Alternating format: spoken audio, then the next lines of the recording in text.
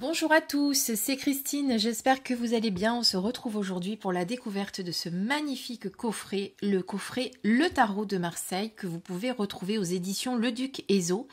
C'est un coffret qui a été créé par Émilie Porte.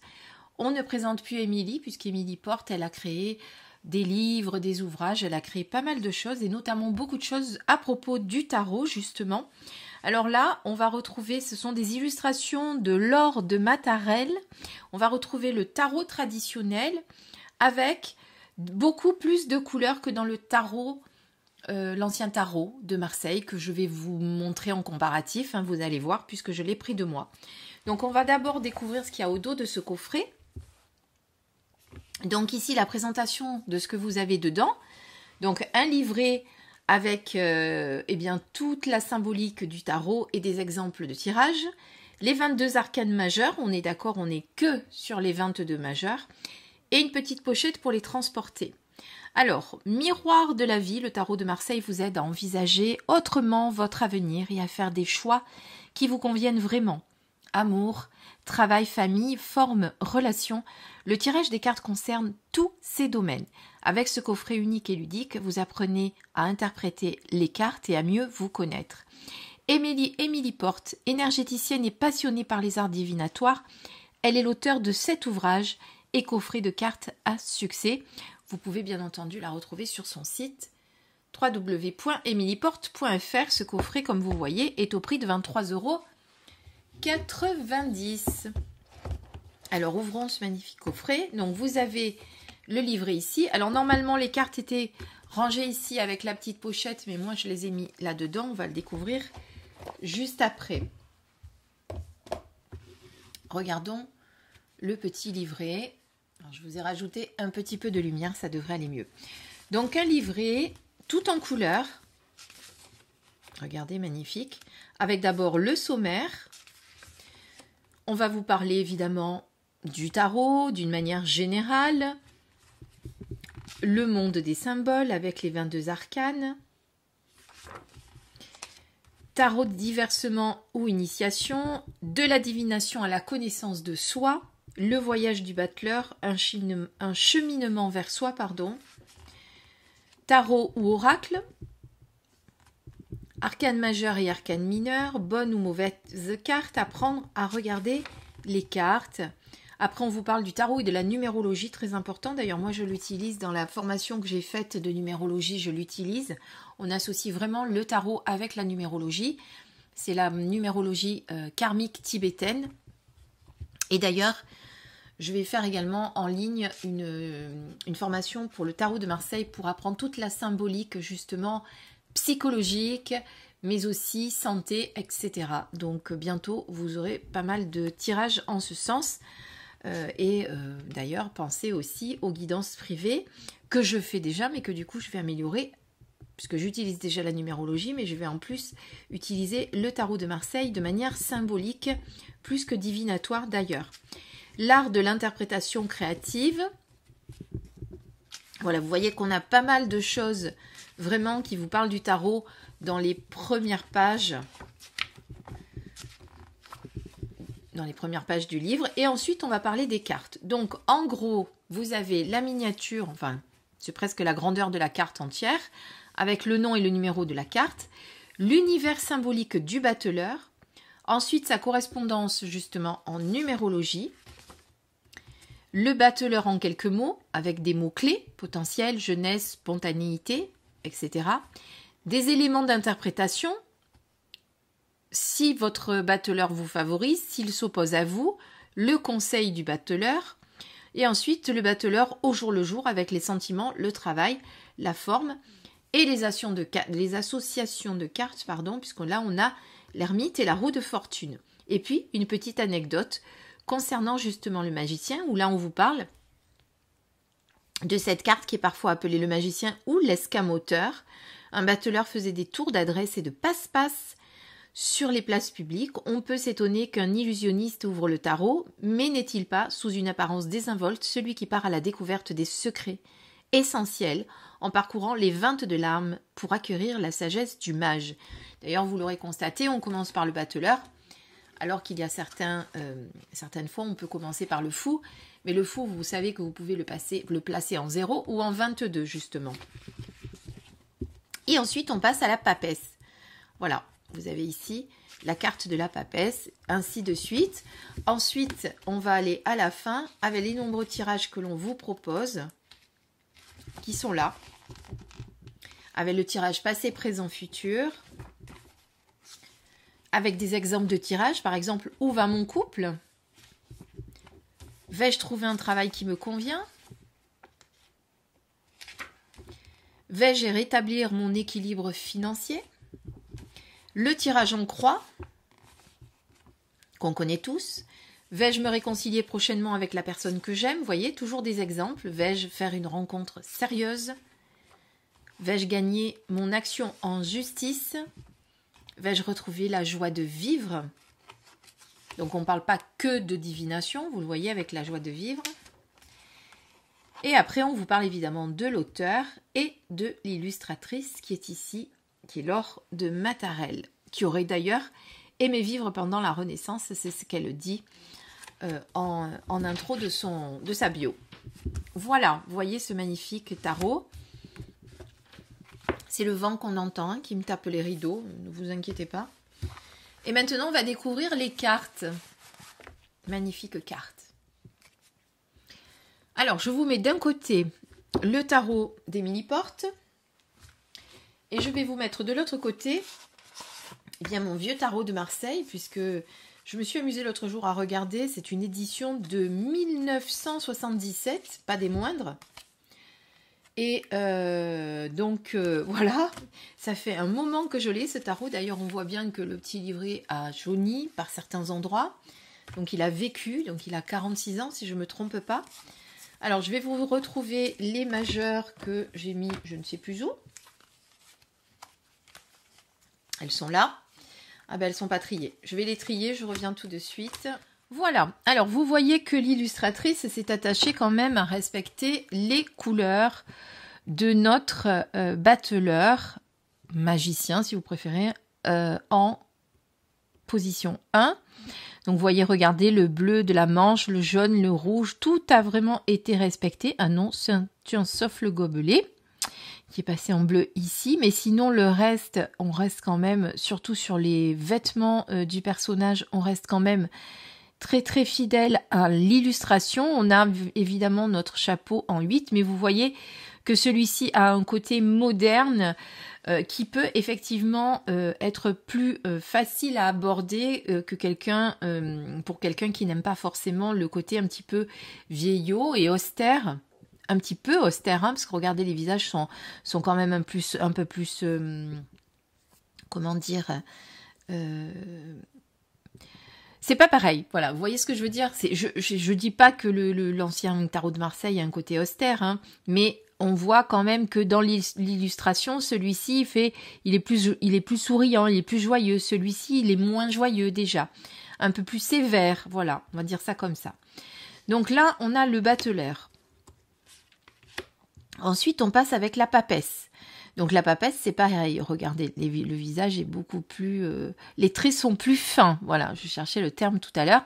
On reste néanmoins sur la même symbolique avec le livre. Alors on a effectivement un vitrail qui se reflète sur elle, que j'aime bien. J'aime bien ce côté un petit peu religieux, puisqu'on voit bien qu'elle est dans une église, certainement. Voilà. Ensuite, vous avez l'impératrice. Alors, par exemple, par contre, on n'a pas repris, puisque vous avez déjà constaté, je vais vous prendre un petit stylo ou un crayon, tiens, pour que ça soit plus fin. Vous avez déjà constaté que l'impératrice avait la pomme d'Adam. Hein, parce que c'est important de le savoir, ça, qu'elle a la pomme d'Adam. Dans certaines, justement, interprétations, ça peut être à noter.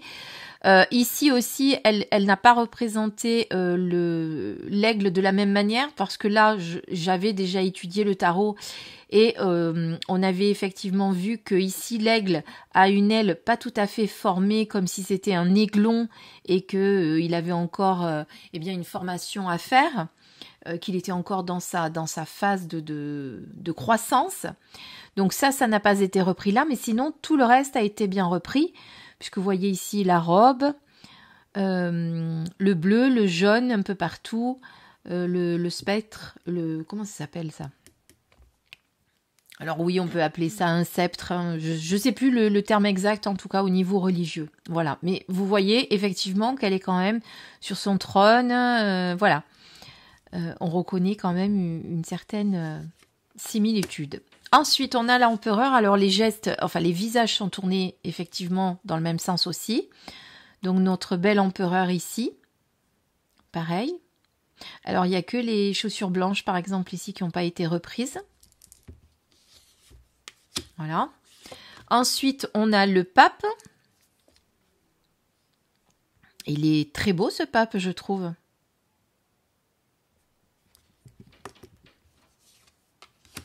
Alors, on passe aux amoureux. Enfin, l'amoureux. Là, on est à l'identique aussi. Sauf que là, il a les jambes nues et pas là. Voilà, si on veut rentrer dans le détail, on passe au chariot maintenant. Donc là, les chevaux n'ont pas la même couleur. Ici, ils ont la même couleur. La tunique aussi n'est pas tout à fait pareil. Pour ceux qui font attention à la symbolique des couleurs, ça peut être important, peut-être pour vous.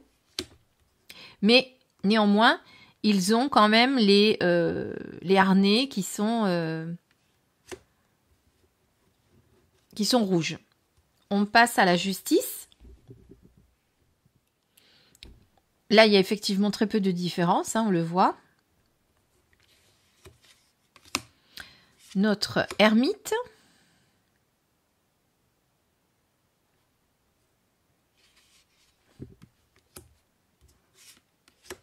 La roue de fortune.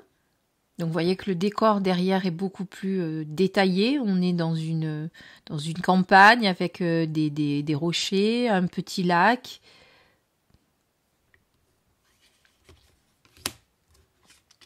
C'est bien de faire le comparatif, comme ça vous voyez bien. Là, on est avec la force, vous la reconnaissez, c'est pareil, il y a beaucoup de vert derrière. La couleur du lion n'est pas la même. Par contre.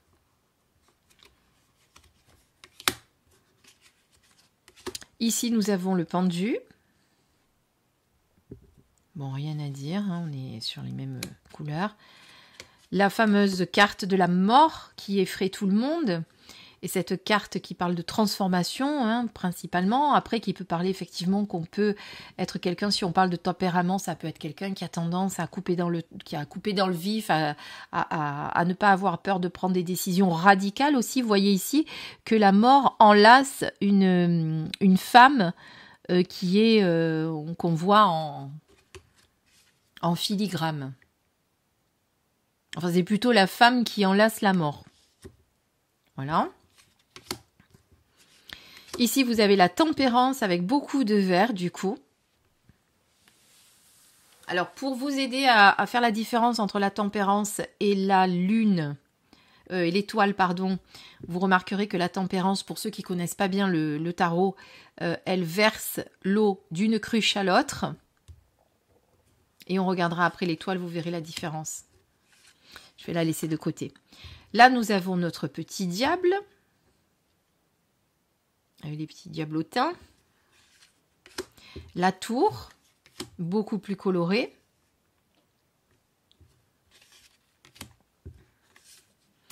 Ici, nous avons l'étoile. Donc l'étoile, c'est cette femme nue qui déverse ses jarres, donc qui les verse dans l'eau, enfin une sur la terre et dans l'eau, alors que sur la tempérance, vous le voyez, elle les verse l'une dans l'autre.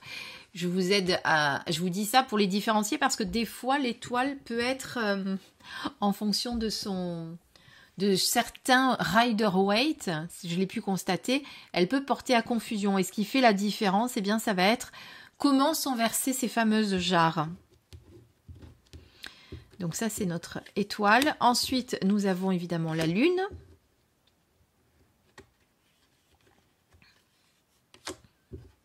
Puis le soleil.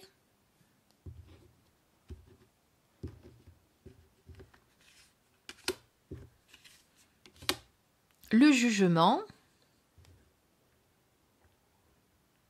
Donc là, on retrouve les 3 personnages nus, mais celui-ci n'a pas la même couleur, vous voyez.